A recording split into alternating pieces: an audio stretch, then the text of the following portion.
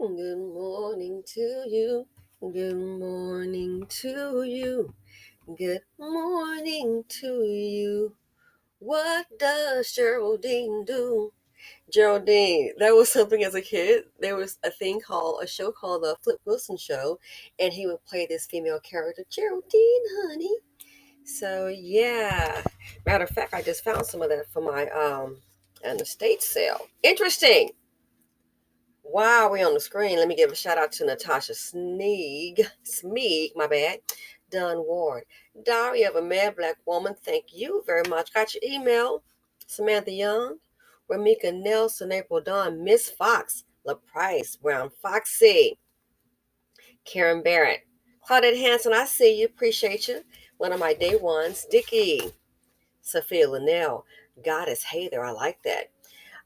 Sun and Flower. So cute. And Imani Edmond. Oh, Sophia. And I hope I'm saying this right. De Grafferi. And if not, my apologies. So thank you all. I will be getting to those videos. And then I'm going to also again, the plan is to go back into the vault. While we on the screen, Flip Wilson Geraldine look like. Woo, I see that little hairdo, but I see some man hands.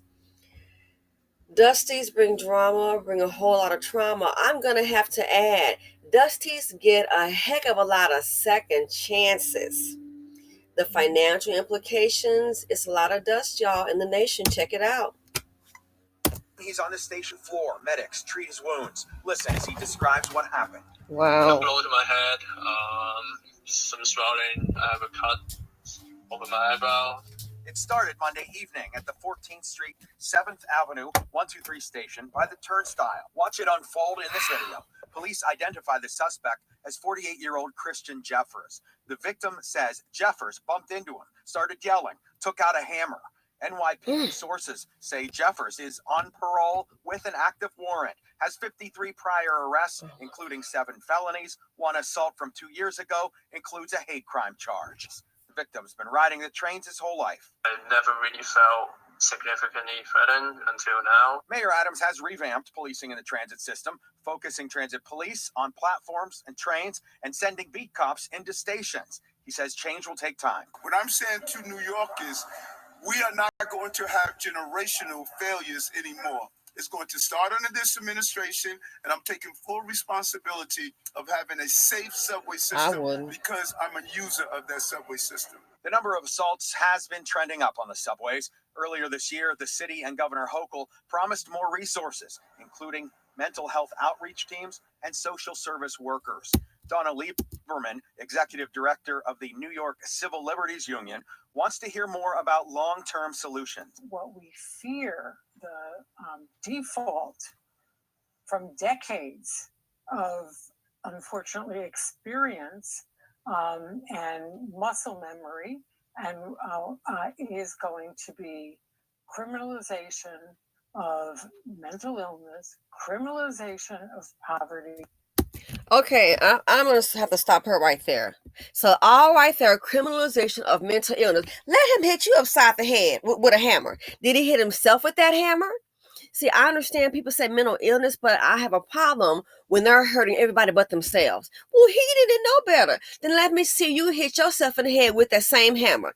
He probably not going to do it because he don't want to mess up the little wig he's wearing. So, criminalization of mental illness. Really?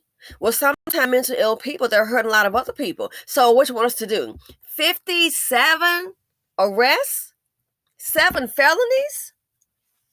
Well, let's say he's got mental illness and you got him out because we don't want to criminalize him, and look what's happened to someone. So you want to risk the safety and lives of others because you don't want to criminalize mentally ill people. Don't lock him up in that cage. You got 57 prior arrests and you got 7 felonies. Well, later we can go ahead and set up a pop-up shop and plant him in your backyard. Let him in your house. A lot of this so-called mental illness, they want to put this out there. A lot of it is anger, uncontrolled anger. So we don't want to criminalize it. Let's go ahead and set them free. And look what's happening. Innocent people being attacked. A hammer upside the head. He came out slinging with that hammer. Someone bumped into you. Are you really kidding me?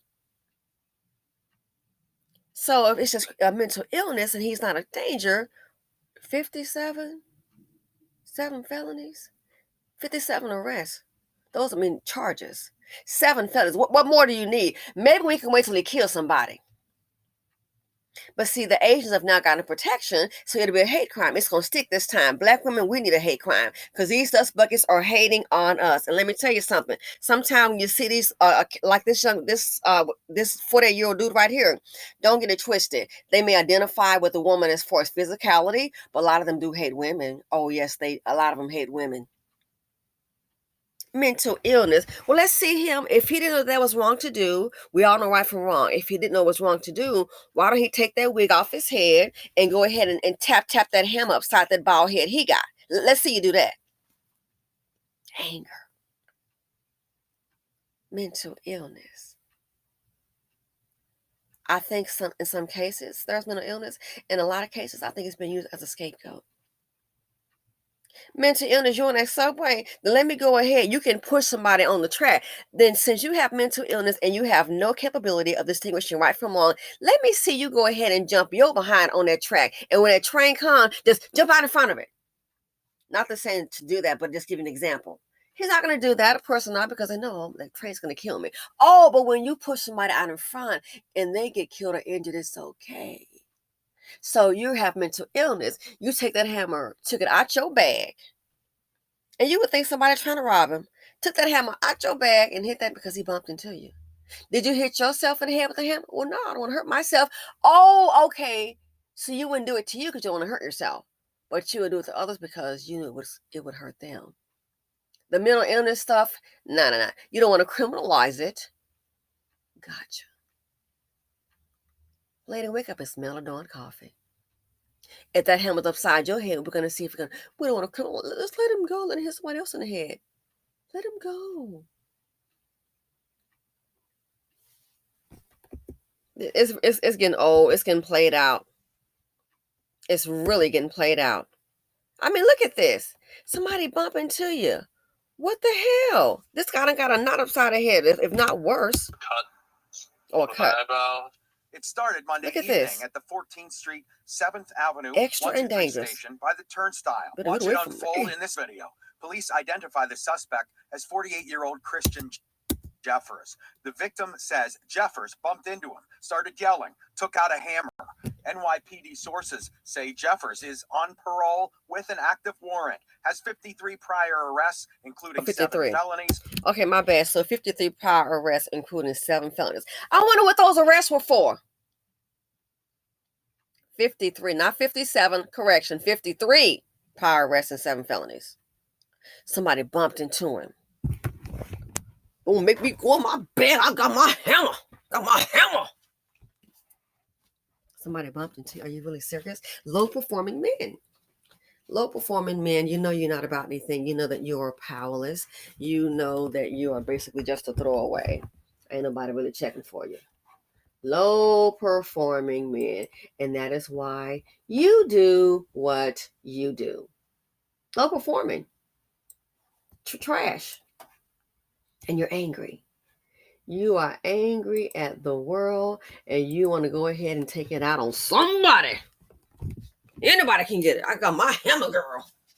Pulling a hammer out of your bag. But we need police reform. Yeah, we do need some police reform, but let's not get it twisted. We need dusty reform. We need behavior reform. The complaint, they're building less schools and building more prisons. I hate to tell you this. Some people, they know you better than you know yourself, especially in the BC. They can see the trajectory, how you're raising your kids, how the kids aren't being raised. And now, I thought this is crazy. I'm like, well, they're setting the stage when they're building more prisons and less schools. But hell, we setting the stage too, because a lot of times these kids are being raised in all nationalities. They're being raised by the streets, do whatever they want to do. The parents have checked out. So you're basically breeding it. You're breeding it. You're getting them prepared. And then you want to get mad. They're making money of the prison system. People like this here, you're putting yourselves there. Most of the videos that I'm showing, they put themselves there. About 99% put themselves there. So what are we supposed to do? And you wonder why they're building more prisons. They're checking you out. observing. You can't be on top with a lackadaisical attitude. Oh, I'm going to get to let it. I'm going to keep on sleeping. You can't be on top. No, you got to be watching.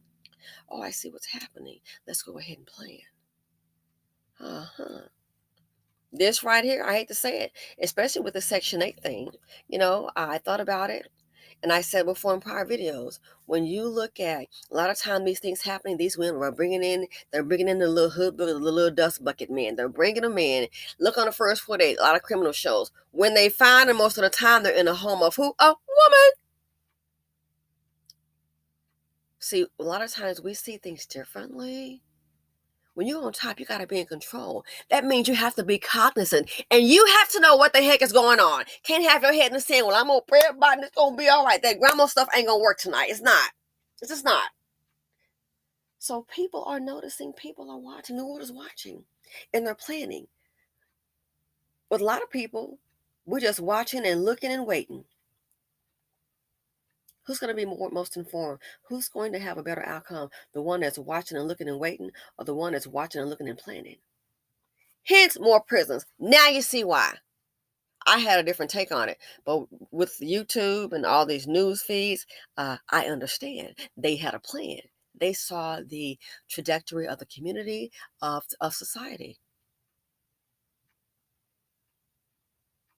So yeah, there's too many of them in there. Too many put themselves there. I said the majority, in my opinion, put themselves there. Just don't miss on what I'm seeing, what's being reported. And then you have an innocent person doing the right thing. Heaven forbid they get railroaded too. So mental illness. Did he take that hammer and put it upside his noggin? 53 arrests. Sound like a model citizen to you? So now we know why they become emboldened, because they're the ones protected. The citizens, we just pay the taxes. The criminals have more protections than we do. We just pay the taxes. We provide the 3 meals and a hot cot. We provide the legal defense. We're the ones getting played. 53. I wonder what those arrests are for. Well, criminalize mental illness. Girl, you miss me with the babble. I'm not trying to hear it. Let it be you hit upside the head with that hammer. Again, we all know right from wrong. But there's a problem. You say mental illness, but they seem to be attacking other people because you're mad. You got another problem. We don't want to deal with that. Again, if he doesn't know right from wrong, take that wig off and let's see you hit yourself in the head with a hammer. He knows that's going to hurt that person. That's the whole idea. But we want to go ahead and try to legitimize his violent behavior. Well, criminalizing mental illness will lock his ass up. 53 prior arrests. I wonder what that was about. Given this circumstance, I have an idea. So given the protection that the Asian community has been able to garner under this administration, which received over 90% of the black vote, given the protection, it may click this time. He's probably been up in the hood acting a fool all his life. It would not surprise me at all. As I said before, people think, well, it's the NIMBY syndrome. Not in my backyard. It's not happening to me. It's happening to them. I'm not worried. That's their problem. And the behavior is coddled. It is ignored. It is not properly addressed. It is not legally addressed. They become emboldened, realizing, oh my goodness, this is a scapegoat for me. I can handle mental illness, and they're letting me out. So then you look up, he's out in society, and it just spreads. That behavior has been emboldened. It has been coddled, and it just spreads and goes around. And now he's on the subway acting a fool. Why? You think it's something new to him? 53 incidents? Really? Not 3, 53. You've been busy, huh? Not being productive. So this is where we are. I'm really sick of the mental illness thing, in my opinion, being used as a scapegoat. And don't forget, a lot of people, when they say things like that, it's all about the money, okay? There's an end game. You have to understand, a lot of times too, when people say that, that's a way to also, and they may really believe that, and that's fine. You're entitled to your opinion. I have mine. I have no field of expertise in that particular area, but I know business, and I know one thing. If you can keep on calling it that, guess what? You can keep on calling that. You know what you can also do? You can then turn around and provide your services. Well, let me do a study. I need to talk to the individual. Counseling. Here's my card in my office and the hours, and I can go ahead and build a state. Follow the money. I can go ahead and build a state. So yes, so it's like it's money in medicine, it's money in therapy. People, you think this woman don't know what he did was criminal? Criminalizing mental illness. Oh, let me guess, girl, you might can run that game on somebody else. I got news for you. Not on Simply Said. You're not gonna run that game on me, boo boo. That's your opinion. That's fine. You've done the studies on it. But there's also danger to society. But you're not a danger to yourself. Have you hurt yourself? Oh, but he's hurting others. I got you, boo. Nice try. Let me guess with that mental illness. Well, we can go ahead and do it this time with that mental illness. We can go ahead and maybe set up a session with you and some of your psychology friends, and we can go ahead and talk with this individual and figure out what the heck is going on here. That's going to include couch time.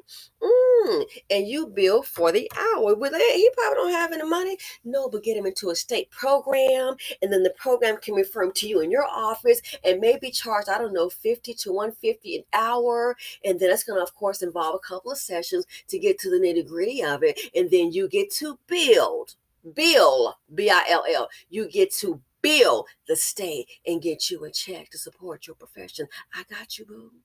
I understand business too. So, ladies and gentlemen, don't always go for the game. What's the bigger picture here? Follow that money, that green stuff, and you realize that's why they're saying what they're saying. They know it's nothing but a whole lot of fluff. Anyway, thanks for listening. And during my partial rant, feel free to comment, like, subscribe, and share. I'm just really sick of the games. Really tired of the games. So this here, I hope the charges stick. This guy, he is the danger to everyone. Everyone but himself. I'm out.